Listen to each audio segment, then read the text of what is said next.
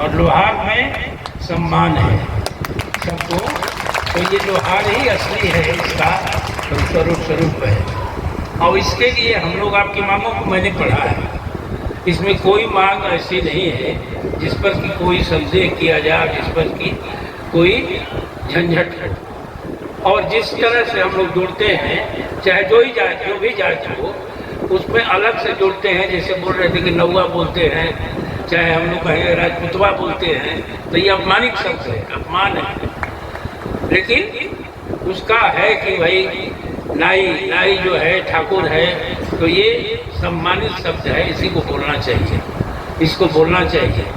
और रिजर्वेशन खत्म हुआ तो मैंने इसको माननीय मुख्यमंत्री जी से मैंने पूछा, ये तो कोई माध्यम है कि एसटी में रखते हैं, तो एसटी में रखते हैं तो इनको कुछ अलग से मिल जाता है, कुछ ही जो भी कुछ 1% 2% जो भी है अलग से मिल जाता है। लेकिन पिछड़ी जाति में रखते हैं तो इनकी संख्या बहुत है और नहीं मिल जाता, नहीं के बराबर हो जाता है। इसलिए इनको आरक्षण जरूर मिलना चाहिए। मुख्यमंत्री ने हमको आश्वासन भी दिया है कि इसको आरक्षण मिलेगा और पुनः इनको सम्मान दिया जाएगा। आरक्षण कोई भीख नहीं है, एक सम्मान है जो कि हमारे विकास के रास्ते में चलते चलते जो पिछड़ गए हैं उनको आगे बढ़ाने के लिए एक सामूहिक प्रयास है कि जो भी आगे बढ़ गए हैं उनकी कतार में आप भी खड़े हो जाए। इसलिए हमने कहा, और हमारे यहाँ ऐसा है कि किसी विधायक से, किसी एमएलसी से प्रश्न उठवा देते हैं कि ये प्रश्न उठाइए आप, और उस पर हम लोग नियमन देते हैं, तो सरकार के जो मंत्री हैं, जो इस विषय के मंत्री हैं, उनको देना पड़ता है, जवाब देना पड़ता है या आश्वासन देना पड़ता है कि हम लोग करेंगे। तो उस आश्वासन के पीछे हम पड़ जाते हैं कि कब तक होगा ये बताइए, और लगातार उस पर मीटिंग करते हैं। तो ये आगे अगर खुलेगा, विधान परिषद खुलेगा, जब चलने लगेगा, तो उस समय आपका ये प्रश्न बहुत ही प्राथमिकता के आधार पर मैं उठाऊंगा और नियमन दूंगा कि भाई सरकार इसको करे। ये सबसे बड़ी चीज़ है कि इसको कैसे गति दिया जाए, इसको किस तरह से गति मिले। देने से कि हम करा देंगे, कर देंगे, ऐसा नहीं। ये सकारात्मक रूप एक दिखना चाहिए कि इसके लिए प्रयासरत हम लोग हैं।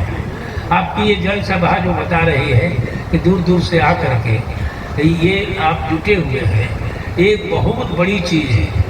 इसमें जो भी आदमी, जो भी समाज के अंग एक साथ मिलकर अपनी एकता दिखाएंगे तो उस एकता में बहुत शक्ति होती है।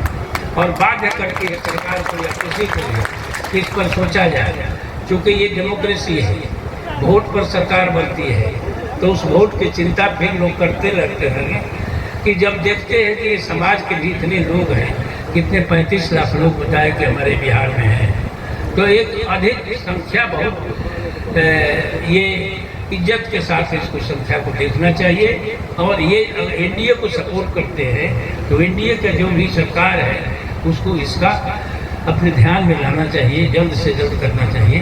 अब मैं ये बात जरूर कहूँगा कि जाते जाते पटना में इस बात को मैं कहूँगा, मुख्यमंत्री के सामने मैं कहूँगा कि भाई हम गए थे और बड़ी संख्या में लोग उपस्थित हुए थे, पूरे बिहार से लोग आए थे और कह रहे थे 35 लाख हम लोग हैं। सभी विधानसभा क्षेत्रों में कुछ न कुछ उपस्थिति है और बहुत ही सम्मानजनक स्थिति है कि उसे वो चुनाव को प्रभावित कर सकते हैं। उससे चुनाव को प्रभावित कर सकते हैं तो अपने पक्ष में चुनाव हो, इसके लिए इनको रिजर्वेशन देना बहुत ज़रूरी है, बहुत ज़रूरी है। इस तरह की बात होनी चाहिए और हमें लगता है कि इस पर ध्यान दिया जाएगा। वैसे तो मुख्यमंत्री जी हमारे ऐसे हैं कि जो भी बात आती है सामने उस पर तुरंत एक्शन लेते हैं। अभी देखिए छोटी छोटी बात जिसको हम लोग सोच भी नहीं सकते हैं उसको लाकर सबको दिया, सभी समाज के लोगों को कुछ न कुछ मिला है। अब मैं नहीं कहते हैं कि कल करा देंगे, लेकिन ये जरूर कहते हैं कि करा देंगे। वो चाहे विधान सभा के बाद ही हो, लेकिन निराश होने की जरूरत नहीं है। हम लोग जैसे 10 आदमी लग जाए तो ये कोई मुश्किल काम नहीं है, लेकिन मिल के रहना चाहिए। और दर्द होना चाहिए इसमें, और गरीबी का दर्द हमको भी है। किस तरह से बचपन में हम लोगों ने गरीबी झेला है, लेकिन अपने अध्यवसाय से, मेहनत से समाज के उस ई में खड़ा हो गया।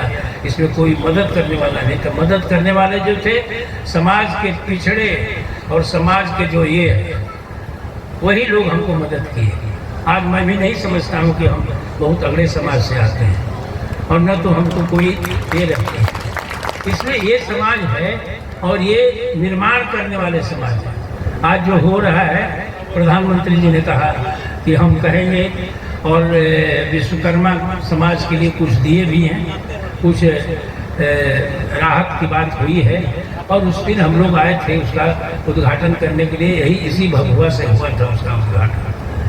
तो ये समाज जब आपके नज़र में आ गया, समाज का ये विषय जब सरकार के नज़र में आ गया, तो इसको समझिए आज या कल इस पर निर्णय होकर रहेगा।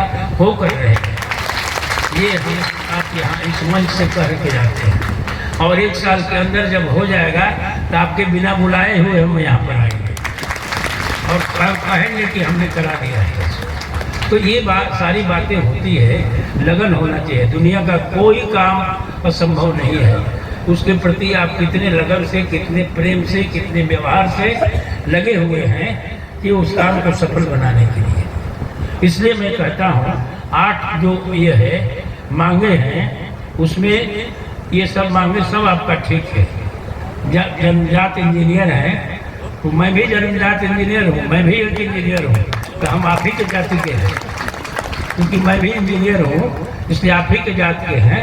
इंजीनियरिंग, मेडिकल और ITI में सम्मिलित होने वाले छात्रों को फीस में छूट मिले, ये बहुत अच्छा डिमांड है। ये बहुत अच्छा डिमांड है, क्योंकि पढ़ने के लिए अर्थ की ज़रूरत होती है। जब अर्थ नहीं रहेगा तो आदमी पढ़ नहीं सकता है, इसलिए जरूर ही होना चाहिए। और ITI के बारे में मेरी धारणा है कि इससे स्किल, कौशल विकास इससे होता है, और लोग आत्मनिर्भर होते हैं। नौकरी में भी आजकल इसमें बहुत सी प्राथमिकताएं हैं, इसमें नौकरी मिलती है, खास करके रेलवे में नौकरी मिलती है। और यहाँ पर बहुत कम था।